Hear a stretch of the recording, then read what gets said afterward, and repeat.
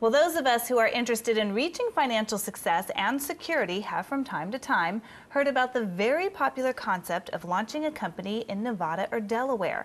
Now, although this strategy can be a big winner for some people, it's not necessarily the right move for everyone. Now, to help us understand how this process works, we have invited our business expert, Jacques Luben, a founding partner of Inc. Plan and graduate of Columbia University, to break this issue down for us. Nice to see you, Jacques. Thank you. So, who is it right for and who is it not right for? Well, as a starting point, I think for most people, setting up a corporation or a limited liability company is the right way to start a business. Then the question becomes, where do you register your business? Now, if you have what I would call a brick and mortar business, like a restaurant, then you almost invariably want to set up your business in the home state, because if you are in California, New York, Pennsylvania, you have so much interaction with the city, the county, the state, that you have a legal and tax responsibility to be incorporated in that state. In certain cases, if you have a holding company, if you're earning licensing fees or patent fees or copyright fees, it is appropriate to set up a business in Nevada or Delaware, because from a tax point of view, you do not pay business income tax in those two states if you, as the owner of the business, do not live in that state and if you do not operate in those states.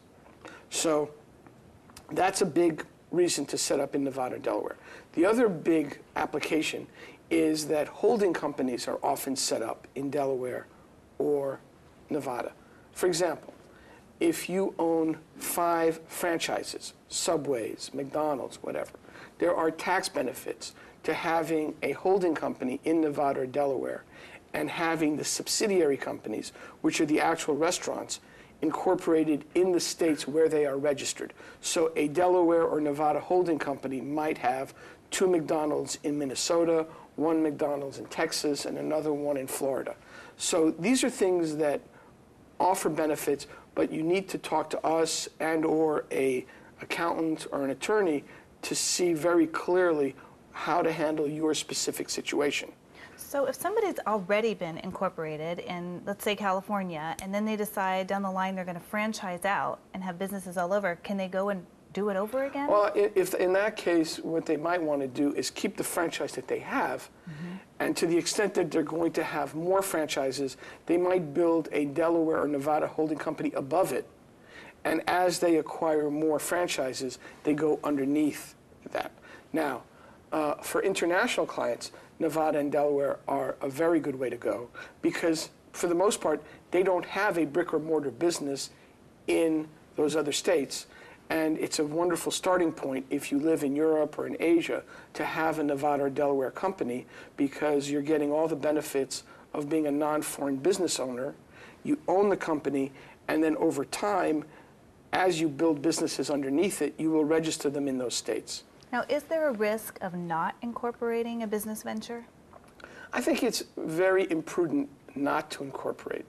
Now, you have to have a certain level of business to incorporate to make it worthwhile. If you're only generating $20,000 or $30,000 a year, it may not be necessary. But once your business reaches a certain level, it's very important from a prestige point of view, and most importantly from an asset protection point of view. When you have a corporation or a limited liability company, what you've effectively done is separated your personal assets from your business. So whether you incorporate in Nevada or Delaware or in your home state, that is a given. You really should separate the two, because God forbid, if you're in a lawsuit, you don't want to lose your house or your savings. So that's very basic. The other element, of course, is that you're more professional when you have a corporation, because now you're the president of your business. You're not just someone who's working out of their house with an ugly business card trying to go around impressing people. You've become the president of your own enterprise, and as such, you can command the respect of the various parties that you want to do business with. Now, as we all know, when you're starting a company, budget is a big concern. Is this something that's very expensive to do in the beginning? No, it's not, because we're in the business of helping thousands of people do it. So when an attorney, an accountant, or a business person comes to us to set up a corporation for themselves or for their client, they're coming to someone who is specifically trained to do that for them. And we've thought through all the steps. We know the difference between registering a company in Nevada, Delaware, or Utah. It's what we do. And it's not time efficient or cost efficient for some of the business owners to do it for themselves.